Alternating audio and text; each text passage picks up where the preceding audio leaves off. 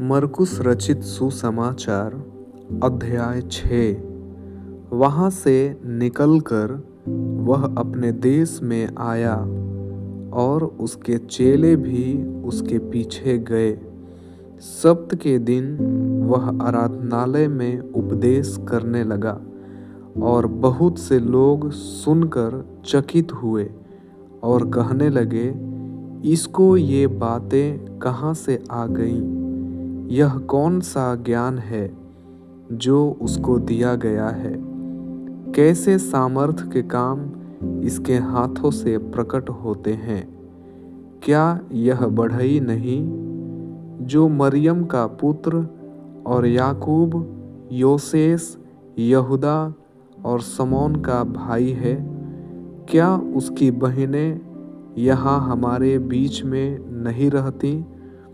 इसलिए उन्होंने उसके विषय में ठोकर खाई। यीशु ने उनसे कहा, भविष्यवक्ता का अपने देश और अपने कुटुंब और अपने घर को छोड़ और कहीं भी निरादर नहीं होता। वह वहाँ कोई सामर्थ का काम न कर सका, केवल थोड़े से बीमारों पर हाथ रखकर उन्हें चंगा किया और उसे उनके अविश्वास पर आश्चर्य हुआ और वह चारों ओर के गांवों में उपदेश करता फिरा। उसने 12 को अपने पास बुलाया और उन्हें 2-2 करके भेजने लगा और उन्हें अशुद्ध आत्माओं पर अधिकार दिया। उसने उन्हें आज्ञा दी, मार्ग के लिए लाठी छोड़ और कुछ न लो, न तो रोटी, न झोली, न बटुए में पैसे, परंतु जूतियां पहनो और 2-2 कुर्ते न पहनो। और उसने उनसे कहा, जहाँ कहीं तुम किसी घर में उतरो तो जब तक वहाँ से विदा न हो तब तक उसी घर में ठहरे रहो। जिस स्थान के लोग तुम्हें ग्रहण न करें और तुम्हारी न सुने, वहाँ से चलते ही अपने तलवों की धूल झाड़ डालो कि उन पर गवाही हो। तब उन्होंने जाकर प्रचार किया कि मन फिराओ और बहुत सी दुष्ट आत्माओं को निकाला और बहुत से बीमारों पर तेल मलकर उन्हें चंगा किया। हेरोदेस राजा ने भी उसकी चर्चा सुनी, क्योंकि उसका नाम फैल गया था और उसने कहा, यूहन्ना बपतिस्मा देने वाला मरे हुओं में से जी उठा है, इसीलिए उससे ये सामर्थ के काम प्रकट होते हैं। अन्य लोगों ने कहा, यह एलियाह है, परंतु कुछ अन्य ने कहा, भविष्यवक्ता या भविष्यवक्ताओं में से किसी एक के समान है। हेरोदेस ने यह सुनकर कहा, जिस यूहन्ना का सिर मैंने कटवाया था वही जी उठा है। हेरोदेस ने अपने भाई फिलिपुस की पत्नी हेरोदियास के कारण, जिससे उसने विवाह कर लिया था, लोगों को भेजकर यूहन्ना को पकड़वाकर बंदी गृह में डाल दिया था, क्योंकि यूहन्ना ने हेरोदेस से कहा था, अपने भाई की पत्नी को रखना तुझे उचित नहीं। इसलिए हेरोदियास उससे बैर रखती थी और यह चाहती थी कि उसे मरवा डाले, परंतु ऐसा न हो सका, क्योंकि हेरोदेस यूहन्ना को धर्मी और पवित्र पुरुष जानकर उससे डरता था और उसे बचाए रखता था और उसकी बातें सुनकर बहुत घबराता था, पर आनंद से सुनता था। ठीक अवसर आया जब हेरोदेस ने अपने जन्मदिन में अपने प्रधानों और सेनापतियों और गलील के बड़े लोगों के लिए भोज किया। तो हेरोदियास की बेटी भीतर आई और नाचकर हेरोदेस को और उसके साथ बैठने वालों को प्रसन्न किया। तब राजा ने लड़की से कहा, तू जो चाहे मुझसे मांग, मैं तुझे दूंगा। और उससे शपथ खाई, मैं अपने आधे राज्य तक जो कुछ तू मुझसे मांगेगी मैं तुझे दूंगा। उसने बाहर जाकर अपनी माता से पूछा, मैं क्या मांगूं? वह बोली, यूहन्ना बपतिस्मा देने वाले का सिर।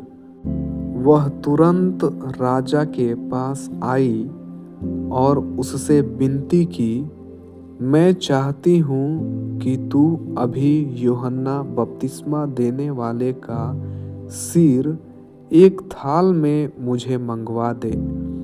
तब राजा बहुत उदास हुआ, परंतु अपनी शपथ के कारण और साथ बैठने वालों के कारण उसे टालना न चाहा। अतः राजा ने तुरंत एक सिपाही को आज्ञा देकर भेजा कि उसका सिर काट लाए। उसने जेल खाने में जाकर उसका सिर काटा और एक थाल में रख कर लाया और लड़की को दिया, और लड़की ने अपनी माँ को दिया। यह सुनकर यूहन्ना के चेले आए और उसके शव को ले गए और कब्र में रखा।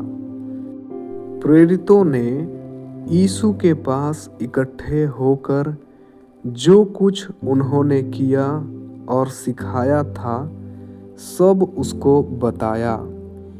उसने उनसे कहा, तुम आप अलग किसी एकांत स्थान में चलकर थोड़ा विश्राम करो, क्योंकि बहुत लोग आते जाते थे और उन्हें खाने का अवसर भी नहीं मिलता था। इसलिए वे नाव पर चढ़कर सुनसान जगह में अलग चले गए।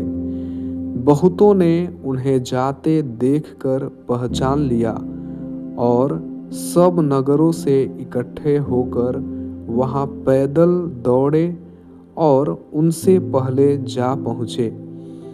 उसने उतरकर बड़ी भीड़ देखी और उन पर तरस खाया, क्योंकि वे उन भेड़ों के समान थे जिनका कोई रखवाला न हो।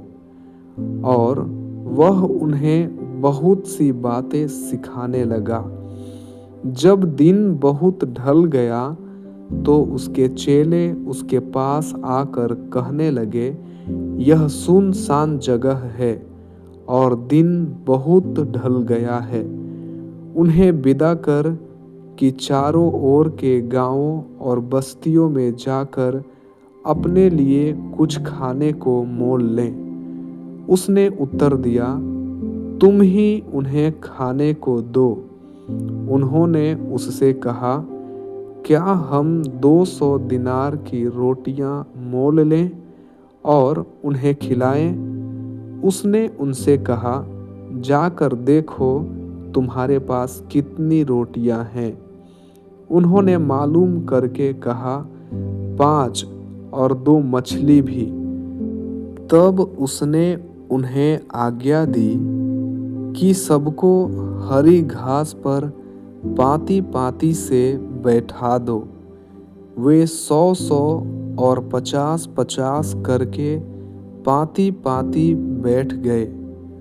उसने उन 5 रोटियों को और 2 मछलियों को लिया और स्वर्ग की ओर देखकर धन्यवाद किया और रोटियां तोड़ तोड़ कर चेलों को देता गया कि वे लोगों को परोसे। और वे 2 मछलियां भी उन सब में बांट दी। सब खाकर तृप्त हो गए और उन्होंने टुकड़ों से 12 टुकड़ियां भरकर उठाई और कुछ मछलियों से भी। जिन्होंने रोटियां खाई वे 5,000 पुरुष थे।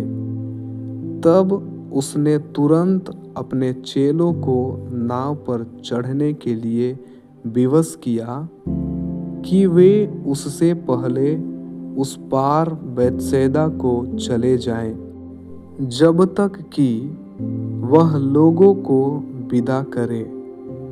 उन्हें विदा करके वह पहाड़ पर प्रार्थना करने को गया। जब साँझ हुई तो नाव झील के बीच में थी और वह अकेला भूमि पर था। जब उसने देखा कि वे खेते खेते घबरा गए हैं क्योंकि हवा उनके विरुद्ध थी, तो रात के चौथे पहर के निकट वह झील पर चलते हुए उनके पास आया और उनसे आगे निकल जाना चाहता था, परंतु उन्होंने उसे झील पर चलते देखकर समझा कि भूत है और चिल्ला उठे, क्योंकि सब उसे देखकर घबरा गए थे। पर उसने तुरंत उनसे बातें की और कहा, ढांढस बांधो, मैं हूँ, डरो मत।